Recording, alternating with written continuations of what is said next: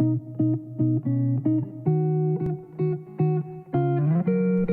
everybody, I'm Mom Sandra. I'm Ben's son. Today Ben is 2 months clean. Yeah. Yay! How awesome. Yeah. Today's topic, we decided that, we're going to talk about fentanyl because there's so much danger with using fentanyl, and we've had some really good discussions about the difference for you, Ben. And I know we've gotten messages from loved ones, and they really say thank you, Ben, because you are also helping them understand their loved one that's using. Yeah. So we thought we would talk about the real deal. Like how when I used to use, I've relapsed many times, and every time I've noticed every time that it's just not the same when I go back to it, and the high or the doing it isn't the same, and it almost every time it's felt less and less worth it. Welcome back to Better Together as One. I'm really honored to be sitting here with Sandra Murray, who's an advocate for substance abuse disorder, and more importantly, she's a passionate mother who cares deeply about her son Ben, who is an addict. But here is the reality. Addiction doesn't just impact the addict. It impacts every person in that addict's life. Sandra, what is it like? As a mother myself, I can't even begin to imagine the fear, the anger, the series of emotions and the roller coaster ride that you've been on as you walk through this journey with your son who's struggling with addiction. Mm-hmm. Can you speak to that and perhaps help some viewers at home that may be experiencing the same thing? Can you say a little bit about the impact it's had on your life and your family? Absolutely. If you do have a loved one that has a substance use disorder, I feel you to the core. I have ridden this roller coaster for a number of years, and at the beginning, I tried to fix it. I tried to do everything I can as a mom, because as a mom, we're protectors. We're protectors. We don't want to see our kids suffer. We want to embrace them and say it's going to be okay. When it comes to addiction, believe me, I've tried that. It doesn't work. It doesn't work. And that's the hard part, is that I've educated myself about addiction, substance use disorder, and what can I do? Right. Because I say to Ben, I want to love you to live, not love you to death. Okay, I want to pause there, and I want you to say that again, because that is powerful. Say that again. I want to love Ben to live. I don't want to love him to death. Right. And that's what I'm doing. Mm-hmm. And an outsider who hasn't dealt with substance use disorder may see me as being cold-hearted, like how can you let your son live on the streets, how can you drive him to a shelter, etc.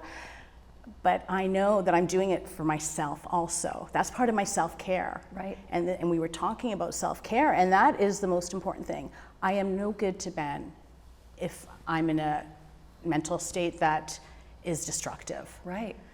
And it's not just Ben. You have other family members. That's right. You have a career. There's many aspects to our lives, even when we're mothers, that's very, very difficult. Mm-hmm. And I think it's so important that you share that.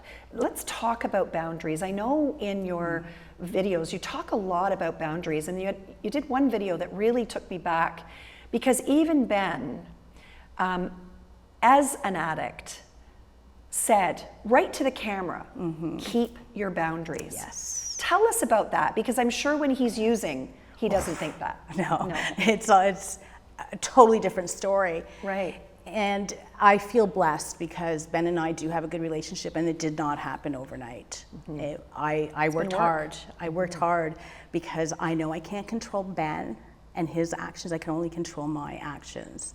And so that's a big part of it. And so as I learned what boundaries were and enabling, like I do not give him money. And if he is using and he's being verbally abusive, I don't tolerate it. Why is it that we seem to tolerate it with our kids, but we won't with anybody else? You teach people how to treat you, and it's not okay. Right. So Ben got to a point where I would have to hang up on him. It's like, you continue, I'm going to hang up, so I'll hang up. It got to a point where he would catch himself starting to be aggressive, and he'll hang up before me. Really? Because he knows those are my boundaries. And that's also showing some respect for you, even when he's ill, because this is an illness, Yes. and when he is using, he's recognizing, respecting, and loving you by setting that boundary for himself. Yeah. That's pretty powerful. And bravo for, like you said, it's hard work to do that. This didn't come easy, did it? You had to work to get these boundaries. Absolutely. Yeah. And the enabling and not giving him money, believe me, and for those who do have a loved one with a substance use disorder, know what it's like, because it's an expensive habit. Because they need more and more and more to get that fix, to get that high or whatever they're chasing. And so they get desperate for money, and they'll call whoever. And there are people that will still give them money because they think that they're helping them. Right. And it might feel good that you're helping them because it relieves the anger issues. Right. And so you think that that's good, but no, it's not. Right. That's just temporary because they're going to come back because they're going to want more money. And so Ben knows I won't even give him a loonie.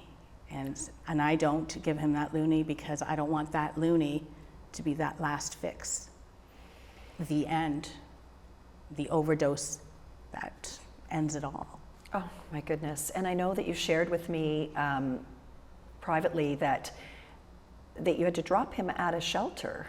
And that's got to be one of the most difficult things as a parent. Yep. Have you experienced judgment from others during this process of what you should be doing better as a parent, or blaming you, or the stigma? Can you speak a little bit to that?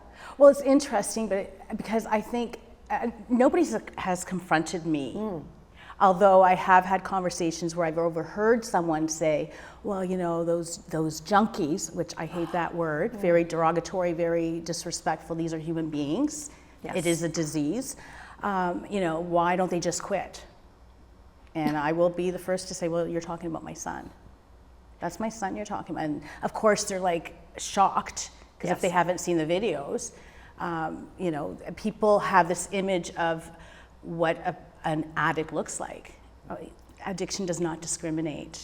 Right. Does not discriminate. So that is powerful. You know, not only is your story so relatable for so many, it is really interesting to hear the evolution that you've come through. And one of the most important parts, and what we want to do here with our Wellness Wake Up series, is really to wake people up to their own wellness. And you talked about boundaries. When we come back, we're going to talk also about self-care. What do you do, Sandra? How can you share what you do to perhaps ignite some change in others, loved ones that are suffering with this same journey, so that they can take care of their own wellness, so that they can continue to love their loved one who's struggling with addiction and mental health? So stay tuned. We got some more coming back here at Better Together as One.